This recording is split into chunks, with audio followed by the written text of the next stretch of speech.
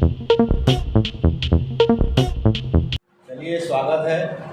आज हम हैं हाई स्कूल पोरर के कक्षा 9वीं के क्लास में और पढ़ाई के विभिन्न पहलुओं के आधार पर, चूँकि आज का दिवस शनिवार का दिन है और इस दिवस में विविध सांस्कृतिक कार्यक्रम और शैक्षणिक सामग्री के अलावा बच्चों के सर्वांगीण विकास के लिए नए नए तरीके से बदलाव करते हुए उनके मन मस्तिष्क को समझने का प्रयास करने का दिन है।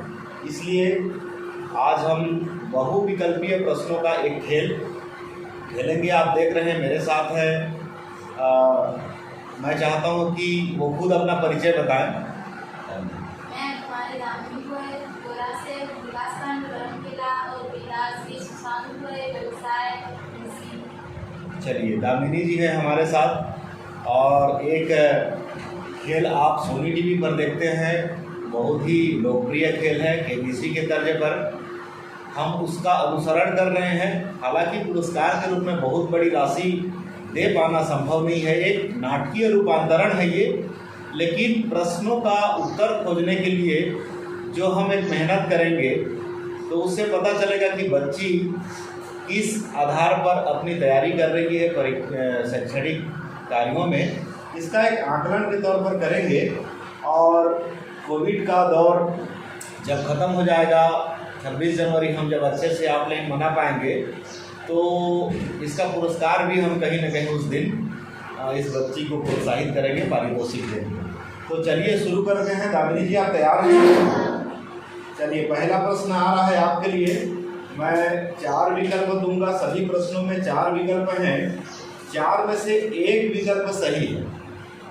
ये प्रश्न जो है आपको परीक्षा में भी आता है, बोर्ड की परीक्षाओं में भी इस तरह के प्रश्न आते हैं, तो उसमें से एक सही होगा। कई बार ऐसा लगता है कि 2 सही हैं, तो ये जानबूझकर प्रश्न बनाने वाले ऐसा बनाते हैं। तो आपको सटीक जवाब देनी है। ये केवल प्रश्न है, यहाँ पर उत्तर आपको नहीं मिलेगा। आप इसको देखेंगे भी तो इसका मदद नहीं लेगा।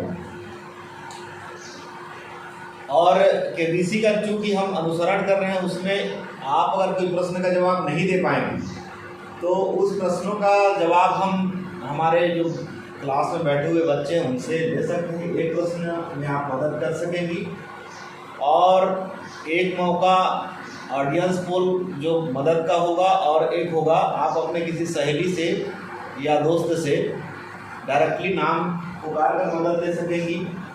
एक होगा जो प्रश्न को बदल दिया जाएगा और एक होगा जिसमें से 2 विकल्प आपको कम कर दिए जाए।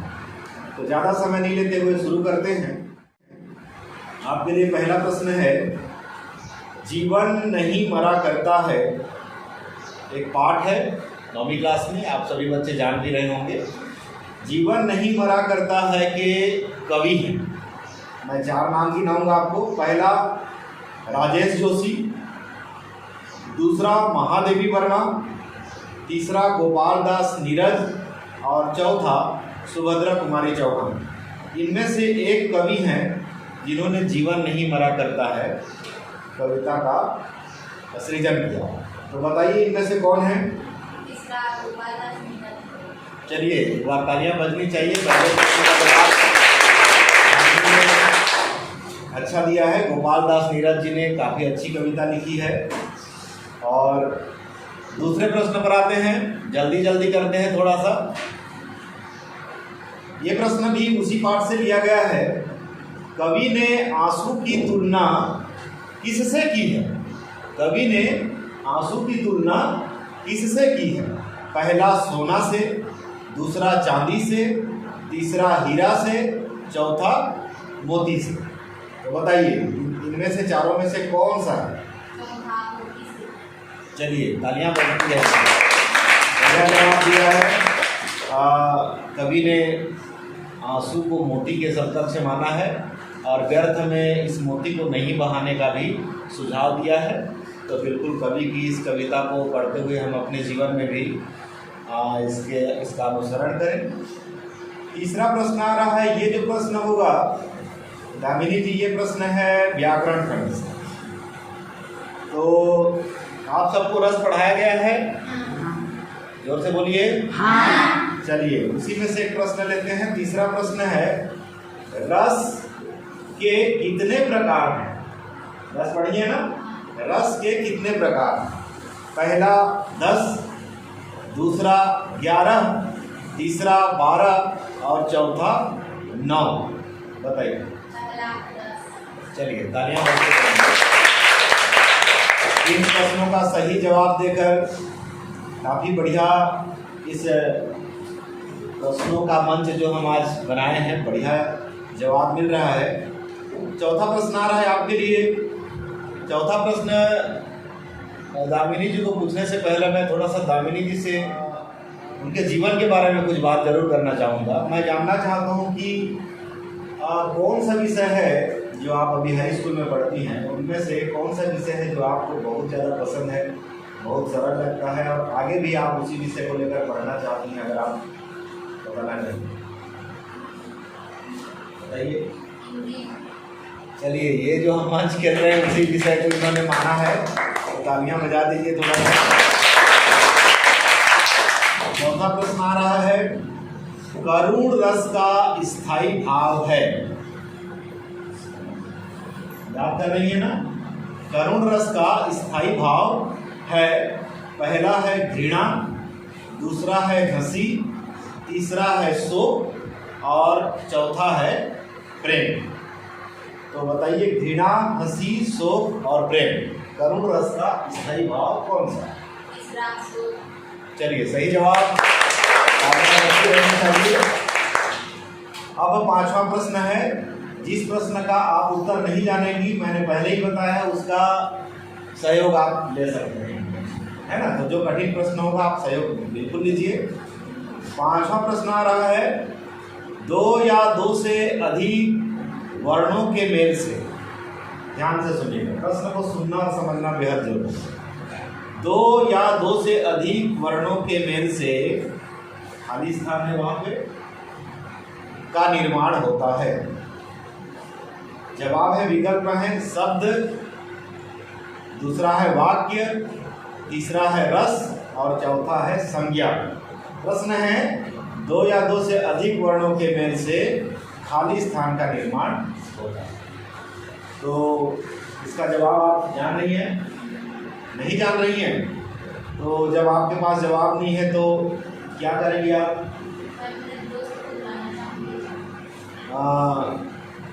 नाम से कि सभी से आप जवाब चाहती हैं?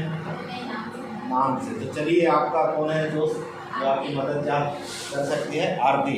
चलिए आरती के लिए ताली बजाइए। आरती वहीं से आप जवाब दे सकती हैं, है ना? तो ये जो प्रश्न है, मैं दामिनी को ही कहता हूँ, वो पढ़ के आपको सुनाएगी और आपको जवाब मिलेगा। 2 या 2 से अधिक वर्णों के मेल से खाली स्थान का निर्माण होता है। पहला शब्द, दूसरा वाक्य, तीसरा रस, चौथा संज्ञा। बताइए, 2 या 2 से अधिक वर्ण मिलकर क्या बनाते हैं? शब्द बनाते हैं, वाक्य बनाते हैं, रस बनाते हैं या संज्ञा बनाते हैं? तो आरती ने संज्ञा जवाब दिया है। दामिनी, अब आप बताइए कि आरती के साथ जाना चाहेंगी या कोई और विकल्प जो मदद का है उसको लेना चाहेंगे? आपकी क्योंकि ये उत्तर आपको सही नहीं लग रहा है, तो आप तो जान ही नहीं रहे हो उसका उत्तर, इसीलिए तो जवाब हम आरती से ले रहे हैं। तो फिर आपको कैसे मालूम होना चाहिए कि ये गलत उत्तर है? फिर भी आप लेना चाहती हैं तो ये इस खेल का जो अधिकार है, उस अधिकार के तहत आपको मौका मिलेगा। बताइए, किसकी मदद लेंगे आप?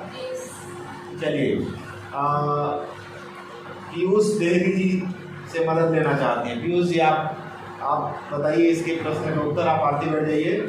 2 या 2 से अधिक वर्णों के मेल से खाली स्थान का निर्माण होता है। शब्द का, वाक्य का, रस का, संज्ञा का।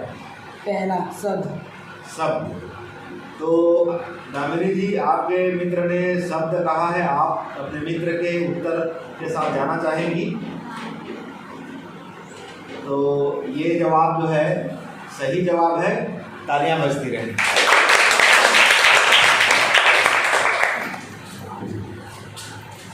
चौथा प्रश्न आएगा। चौथा प्रश्न है चारू चंद्र की चंचल किरणें, है ना, चारू चंद्र की चंचल किरणें में अलंकार है, कौन सा अलंकार है? पहला है रूपक, दूसरा है यमक, तीसरा है अनुप्रास और चौथा है उत्प्रेक्षा। इसका जवाब आपको मालूम है दानी जी? नहीं। चलिए, इनको ये जवाब नहीं मालूम तो ये पुनः लेंगी, मदद लेंगी। तो अब आप कौन सा मदद लेंगी इस समय? नहीं तो जो आपके मित्रों से जो मदद लेनी थी वो विकल्प आप एक प्रश्न के साथ खत्म करेंगे। अब आपको या तो ऑडियंस पोल लेना होगा या 50-50 लेना होगा। चलिए 50-50 में इसी प्रश्न को दोबारा से मैं पढ़ूंगा और केवल 2 विकल्प मिलेंगे, उनमें से एक विकल्प को आपको चयन करना है। प्रश्न है चारू चंद्र की चंचल किरणें। आप प्रश्न को बढ़िया से समझें। इसमें च की आवृत्ति हो रही है, तो जब एक ही वर्ण की आवृत्ति होती है तो कौन सा अलंकार होता है, ये आप याद करने की कोशिश कीजिए। चारू चंद्र की चंचल किरणें में अलंकार है। अब केवल 2 अलंकार का नाम लूंगा, अनुप्रास और उत्प्रेक्षा। बताइए। चलिए अनुप्रास, तालियां बजती। अब पुनः हम लोग सिलेबस में जाते हैं। सिलेबस का प्रश्न आ रहा है 7वां प्रश्न है खेलों का राजा कौन सा खेल है ना? खेलों का राजा है पहला क्रिकेट, दूसरा हॉकी, तीसरा गुल्ली डंडा, चौथा कबड्डी। इस प्रश्न का जवाब आपको अपने किताब के पाठ के अनुसार देने। हो सकता है कि आपके मन में कोई दूसरा खेल पसंद हो जिसको आप राजा मान रही हो, लेकिन वो प्रश्न का जवाब नहीं होगा। प्रश्न का जवाब आपको मुंशी प्रेमचंद जी ने जो लिखा है पाठ, उसके आधार पर देंगे। तो खेलों का राजा है क्रिकेट, हॉकी, गुल्ली डंडा, कबड्डी। चलिए बढ़िया जवाब है। 8वां प्रश्न आ रहा है अपूर्व अनुभव पाठ मूलतः किस देश की विद्यालय की कहानी है? पढ़ा है आप सब लोगों ने? अपूर्व अनुभव एक दिव्यांग बच्चे की कहानी, एक स्कूल, एक पेड़ पर चढ़ने की कहानी, सबको याद है? ठीक। लेकिन प्रश्न उस पाठ का नहीं है। प्रश्न है अपूर्व अनुभव पाठ मूलतः किस देश के विद्यालय की कहानी है? पहला है भारत, दूसरा है जापान, तीसरा है चीन और चौथा है अमेरिका। तो दामिनी जी बताइए, भारत, जापान, चीन, अमेरिका। दूसरा जापान। सही जवाब है। 9वां प्रश्न आएगा आपके लिए अब, लेकिन 9वां प्रश्न से पहले मैं आपके बारे में और कुछ जानना चाहूँगा। मैंने पूछा कि कौन सा विषय आपको पसंद है, आपने बेशक हिंदी कहा, और आप आगे जीवन में पढ़ लिख कर क्या बनना चाहती हैं, क्या सपना है, क्या लक्ष्य बनाई हैं, थोड़ा आप बताइए। मुझे हिंदी विषय बहुत अच्छा लगता है क्योंकि बहुत समझ में भी आता है और मैं आगे चल के हिंदी की टीचर बनना चाहती हूँ। जी, चलिए मैं टीचर बनना चाहती हूँ, ये आपका लक्ष्य है और हिंदी का टीचर बनना चाहती हूँ। चलिए तालियां बजाइए। 9वां प्रश्न अब आएगा। केवल 2 प्रश्न बचे हैं, है ना? 9वां प्रश्न आएगा।